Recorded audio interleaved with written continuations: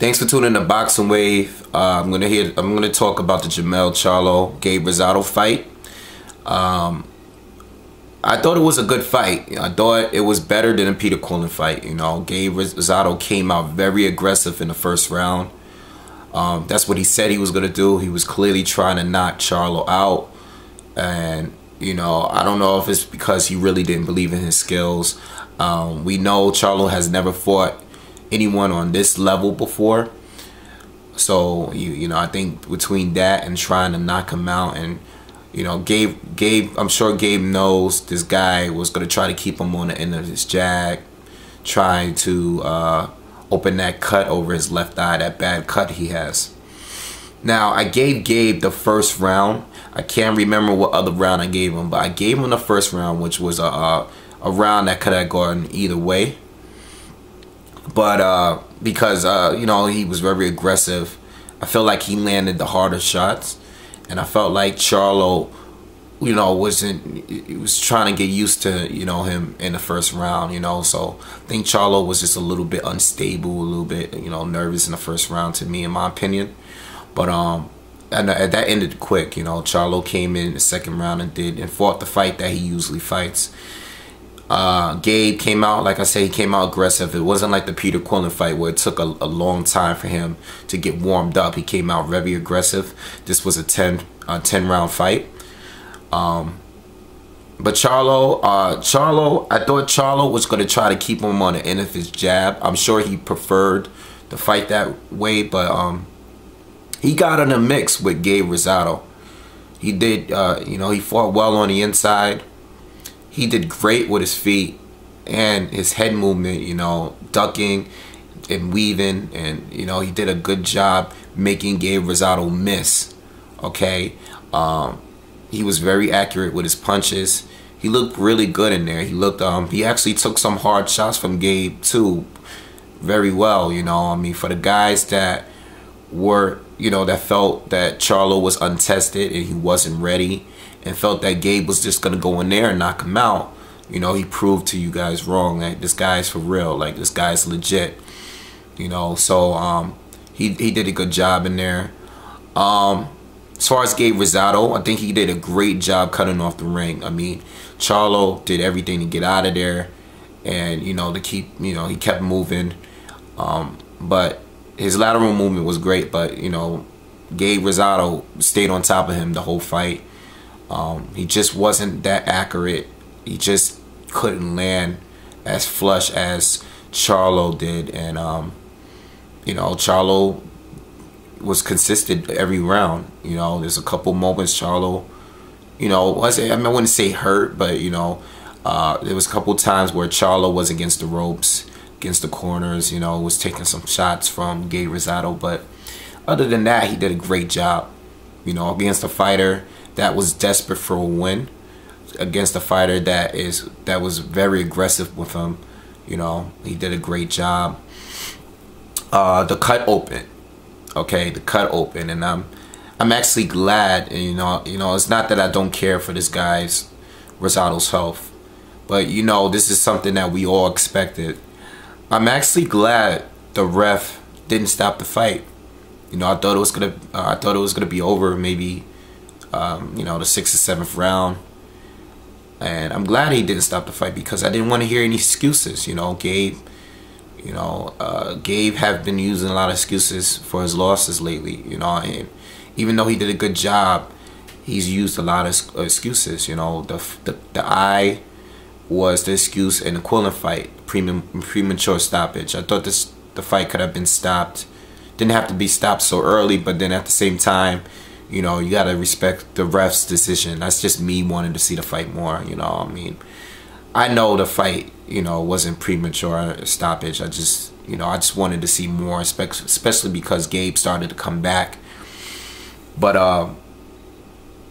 and then Jermell Love fight, I felt that it was a close fight, but I felt Rosado edged the fight, for sure.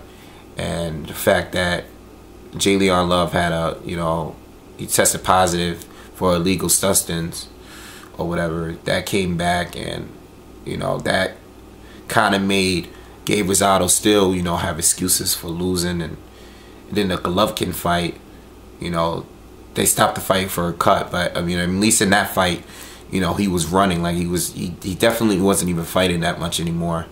And they stopped the fight. The cut was really bad. And you know, I remember Rosado even saying something after that, like something about his gloves or some kind of way, something that he felt like Triple G was cheating or something. You know, it's always something with this guy, you know. And I'm a big Gabe Rosado fan. Like, really, I always want him to win. You know, I probably wanted him to beat Golovkin. But, you know, it was time for him to fight someone. And if he's going to lose, you know, there's nothing you can say. You know, I was actually disappointed when at the end of the fight, he was sitting here and he's standing there and he's like, you know, it's a shame I have to fight this way. It's a shame I have to be aggressive. I mean, I'm assuming he's talking about Charlo, you know, not standing in front of him and, you know, keeping the distance from him. You know, that's what I'm assuming he's talking about by saying that. And I'm like, well, wasn't that your game plan? Isn't that what you said the whole before the fight, that you were gonna be aggressive and try to knock him out? You didn't have to be that aggressive. You know, you could have stayed on the outside and try to outbox this kid. But you know, my personal opinion, I feel like I think Gabe Rosado should take a little break, let that cut heal, get whatever surgeries you have to get. You know, you're a good fighter, and I personally think even with this loss again, I think he's always gonna get good fights. He's like Daniel Boone. Like, he's one of those guys that they're gonna give whoever is going to fight for the title, they gotta go through Gabe Rosado first. Whether he's at 154, whether he's at 160, he has to fight. That guy has to fight Gabe first. You know, Darnell Boone fought Kovalev twice, Stevenson twice. He's fought Andre Ward, Erislandy Lara. He's fought. He's fought every single person. I think he even has more losses than wins, and he's always fought big names.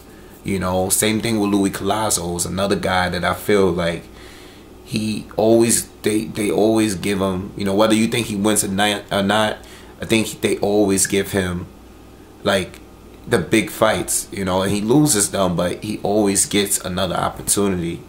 You know, he's fighting Victor Ortiz this week. So, you know, I feel like Gabe Rosado's always going to be one of those guys. I think his days of being a champion is not really, you know, I really don't believe that he could become a champion at this point. But I think he's always going to get big fights, you know what I'm saying? So I would like him to try to take some time to let that eye fully heal or get some surgery. And, you know, in the mix of fighting top guys, he should fight some guys where he can, you know, get some wins, get some confidence. If you're going to fight top guy after top guy after top guy, you know, you could keep losing, you know what I'm saying? But as far as Charlo, he proven himself that he's the real deal now. I already thought he was the real deal. I knew him and his brother. I think they're ultra talented, you know, and I think both of them, you know, his brother got a really tough fight coming up. It might be even tougher than this fight against Carlos Molina. I'm probably going to put up a prediction video that within the next few days or so.